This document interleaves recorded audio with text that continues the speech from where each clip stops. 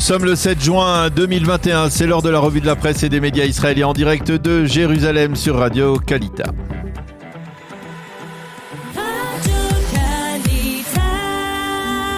On retrouve Daniel Haïka à Jérusalem et ce matin, Daniel, à la une de l'actualité, les dernières déclarations du Premier ministre sortant Benjamin Netanyahou et de son remplaçant Naftali Bennett, des déclarations qui s'étalent ce matin en manchette du Israël Hayom.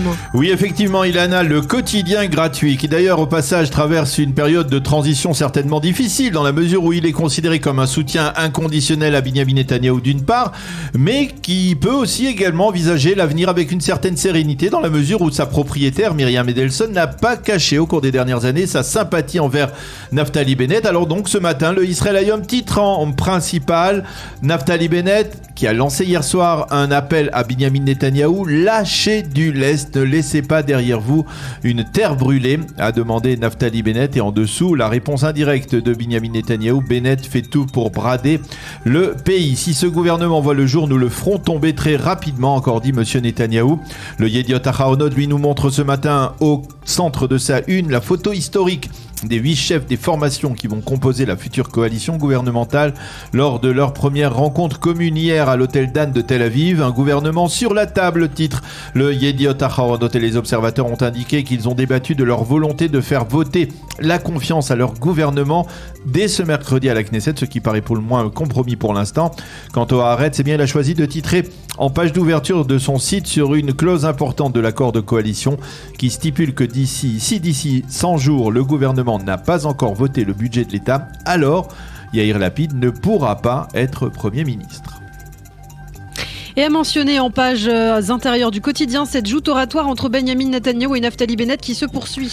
Oui, et Naftali Bennett demande à Benjamin Netanyahou donc de lâcher du lest et de permettre au pays d'aller de l'avant, tandis que Netanyahou lui persiste dans son refus de céder le pouvoir et s'adresse au député d'Yamina. Il n'est pas encore trop tard pour s'opposer à un tel gouvernement, affirme Benjamin Netanyahou. Pour lui, ce gouvernement de gauche ne pourra pas tenir tête aux Américains qui réclament le gel de la construction en Judée et Samarie. C'est un gouvernement qui sera incapable d'empêcher l'ouverture d'un consulat général américain pour les Palestiniens à Jérusalem.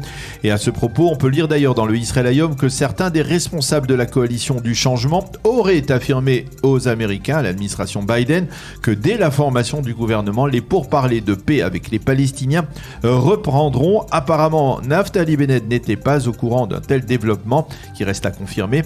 En pages intérieures, le Yediot Aharonot pointe un doigt accusateur en direction de Benjamin Netanyahou et le rend responsable de la campagne d'incitation qui s'est amplifiée ces derniers jours.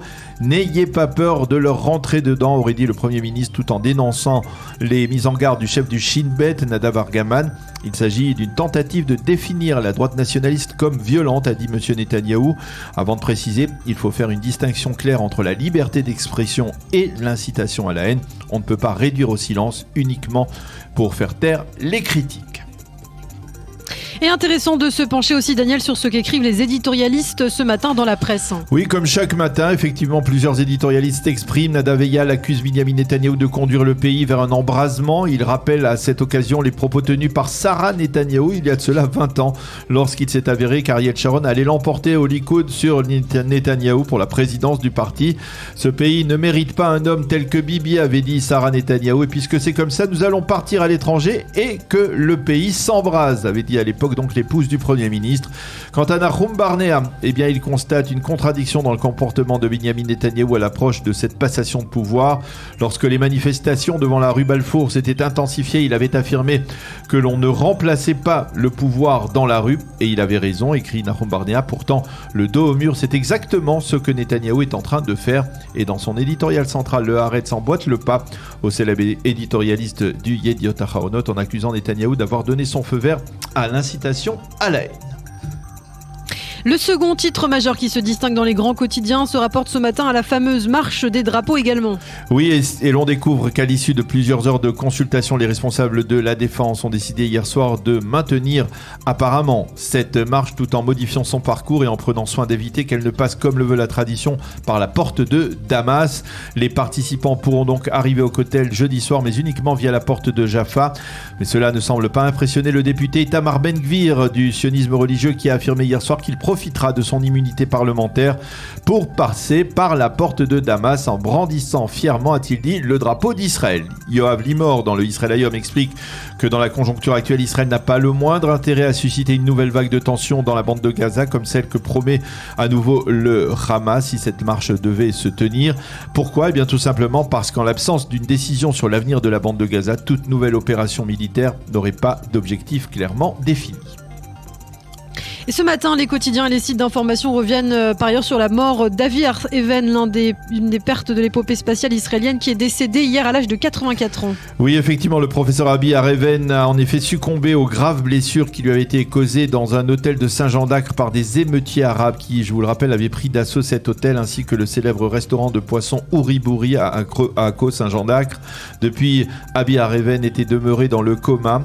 C'était un héros d'Israël, écrivent ce matin le Israël Hayom et le Yediot Aharonot, lauréat du prix pour la sécurité d'Israël et l'un des pères des programmes spatiaux israéliens. Sa contribution à la défense d'Israël a été majeure. On le voit d'ailleurs ce matin en photo dans le Yediot Aharonot avec Ilan Ramon, le premier astronaute israélien disparu. Et puisqu'on parle justement d'Ilan Ramon, il est aussi mentionné dans une autre information à caractère historique, la destruction de la centrale nucléaire d'Ozirak. Oui, Lana, les quotidiens mentionnent que c'est aujourd'hui, il y a 40 ans, jour pour jour, qu'une escadrille avec 8 avions de chasse israéliens s'envolait pour aller détruire la centrale nucléaire irakienne. Parmi ces 8 pilotes, le plus jeune était Ilan Ramon, déjà promis à un avenir exceptionnel. Le bombardement qui a changé le cours de l'histoire, titre ce matin le Yediot Aharonot, qui rappelle comment Menachem Begin, alors Premier ministre, avait rencontré Anwar el-Sadat 3 jours avant l'opération, mais ne lui avait pas fait la moindre allusion à propos de cette opération militaire sans précédent. Et puisque nous sommes dans des pages historiques, le Israël Hayom, lui, indique que c'est aujourd'hui que les archives de Tzahal publieront une partie des protocoles de la guerre de Kippour. Oui, il s'agit de protocoles qui étaient tenus secrets depuis plus de 40 ans maintenant. Parmi ces protocoles, celui de la réunion du Conseil des ministres durant laquelle le gouvernement a appris le 6 octobre 1973 le déclenchement imminent de la guerre de Kippour. Une réunion qui s'était tenue donc en plein jeûne, 2 heures avant que ne retentisse la sirène d'alerte qui allait modifier à jamais le cours de l'histoire d'Israël. Et cette publication intervient alors que dans le calendrier, je vous le rappelle, c'est aujourd'hui le 7 juin et que l'on marque, selon le calendrier civil, le 54e anniversaire de la réunification de Jérusalem. C'est la fin de cette revue de la presse.